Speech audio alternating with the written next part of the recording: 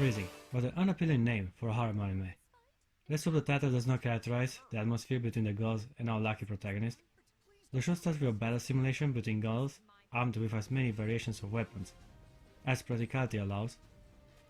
Gotta say though, for a supervised session, the tension is pretty high, and girls get seriously injured.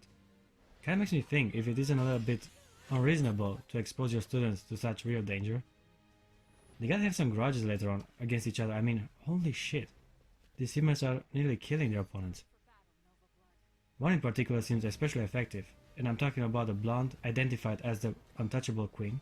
I like how on one of the screens of these badass totally serious military representatives, there's info regarding her bust and waist measurements, because these are perimeters that must definitely be included in the calculations. Apparently we live in not so distant future where humanity is at war with extra-dimensional creatures known as Nova. Maybe I should pay more attention to some conspiracy theories. Okay, let me cover the basics. Teenage girls with big titties are humanity's last hope. Besides silicone implants in the front, they also possess these weird stigmata implants in the back. Strange things that help them materialize weapons and regenerate so effectively that even lost limbs can be replaced. I would know. 4 years ago I experienced it myself. Maybe it isn't such an undesirable outcome after all. Consider that what males are required to do is basically just offer mental support and sit comfortably behind the front lines, while the women do all the fighting. Now that is the social revolution I've been waiting for. Talking about doing things differently, we can't have one single fight without an abundance of fan service attached to it. The camera always seems to get the best angle and close-up to the cleavage whenever exposed. And I'm not the one to stand against progress, and I strongly support the artistic vision. But sadly I can only recommend you give it a try yourselves, cause for some unknown reason I try to at least keep some sort of decency in my reviews. So yeah, we'll have to look more at the inner beauty of our female characters. And the protagonist agrees. You see, his main girl, the untouchable queen, reminded him of his older sister, and therefore, what's inside mattered to him when he fell in love with her. We are off to a glorious start. Kazuya Aoi is the only one that can touch her, so the main character is basically her chosen one, which is cliché, but at this point, what's left of my brain automatically shuts down at moments like this. I've never seen anything so scandalous! It's not like that. So it's all good so far. Let's take a closer look at our lovebirds. Now, Satellite L. Bridget is a fine woman. Blonde hair, blue eyes, tight figure, and above all, a nice pair of tits. Sometimes anime boobs can be a bit too big, even for my taste, but I'm happy to report that Freezing found the perfect balance of abundance and femininity to mix in some pretty decent titties. So yeah, Bridget, beautiful woman, wonderful skin. What about the protagonist? Sadly, we're dealing with the weak, underdeveloped type. Guys like Kazuya Aoi give harem kings a bad reputation, and sadly for the moment we're stuck with his lame ass till the end of the show. I like how he keeps on touching her even though she obviously does not want it, making himself look creepy and insistent. Reminds me of how I was in high school. For a full disclosure, my dream girl got away. Now having properly introduced the main characters, let's address the secondary ones. Granessa Roland is a pigtail pink-haired little British brat that has a talent in picking fights. I think you might make a better queen of the kitchen anyway. I forget that a gorilla like you is only suited for violence. You are untouchable, meaning that no one would ever want to touch you. I like her archetype, the stuck-up princess that fancy herself to be better than a lot. You see why I did that? Because she's from the UK and yeah, whatever. She's the first opponent Bridget defeats in a duel, and her encounter mostly serves as an event to bring Aoi and Untouchable Queen together, activating her Pandora mode in the process. Oh yeah, my feeble understanding brings me to believe that this Pandora mode is like their second form or more or less going Super Saiyan. Anyhow, both chicks get naked and punished for breaking school rules, which leads to Kazuya getting acquainted to the first year class representative, Kaho Hiragi. You certainly got your interest up. Oh, stop it. That's how rumors get started. Which seems harmless enough to trust, and most importantly, she gives us a quick introduction to everyone's favorite fast food establishment. That's Burger Queen. You have to pay to eat there, even though eating too much makes you fat. Oh yeah, I was wondering why Bridget has a hamburger in her hand at the end song. Guess while promoting an imaginary brand, huh? Now that Kazuya worked up an appetite, it's time to meet Miyabi Kanazuki, a third-year female senior with a voice intonation that instantly betrays her slutty behavior. I'd be more than willing to let you receive my baptism. I can make your life on campus a much more enjoyable experience. I would have taken the offer. It's not like settlers and AOE are a thing yet, and a little experience would improve the relationship in the long run. You see, these stupid kids miss so many opportunities. It's a good thing I'm old and wise.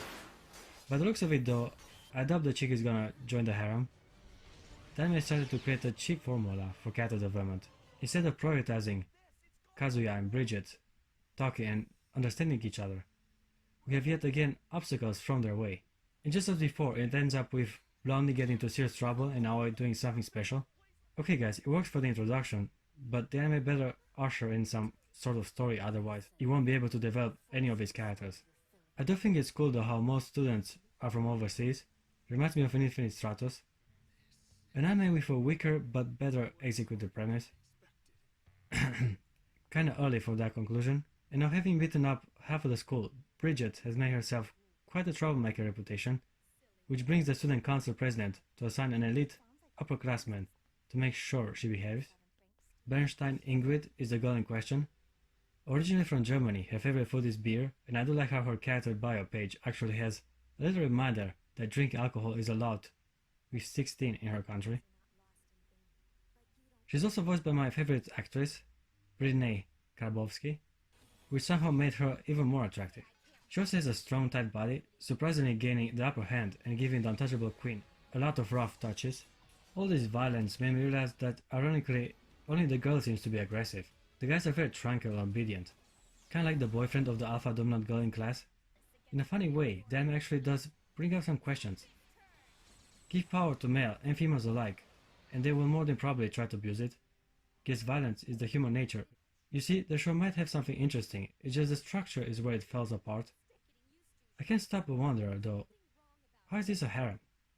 So far, the main character does not seem to be interested in any other girl.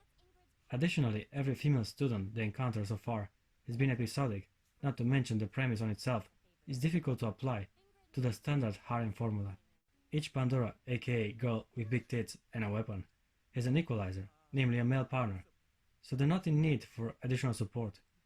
It's all kind of backwards. A female student can have many equalizers while the guy can only choose one girl. This is very counterproductive regarding the genre. Fortunately, the anime found a way to have a harem flourish, even in freezing conditions. With the addition of a brand new character from China, called Rana, the show added much needed competition for the main character's affection. So far, Kazuya has been tailing the untouchable queen with a dog-like persistence and loyalty, which isn't fair. According to harem laws, the girls are required to run after the protagonist, not the other way around. And finally, the anime got its act together. Bridget all of a sudden wants to baptize him, and her transfer student Rana considers the main character to be her soulmate. Mr. Kazuya is the man of my destiny. What? It is only natural that I would want to be by his side. Do you not agree? Finally, some typical harem conflict. Don't you dare touch me! Even class representative finally shows some interest. Funny how once a girl gets a boyfriend, all the other females try to steal him. Having no beach episode at our disposal, we have to make do with a beauty competition to showcase some much appreciated fan service. Guessing that swimsuit is an everlasting element of the harem genre, and it is as always a good opportunity to scout for some waifus. Sadly, Ingrid doesn't participate in the Pandora Queen event, but it was a well-used opportunity to allow the girls to have a little fun. Moments like this, though, obviously visually appealing, are also making characters more entertaining to watch. Oh dear God! As if these Pandoras aren't only soulless killing machines, but rather real persons with insecurities and ambitions. Crazy, right? I'll be looking forward to it! And just so you know, you'll need more than big jugs to beat me! Jugs? The other scene developed her character more than all her other appearances in the show. So far, she was a representative of intrigue and an authority of the power structure.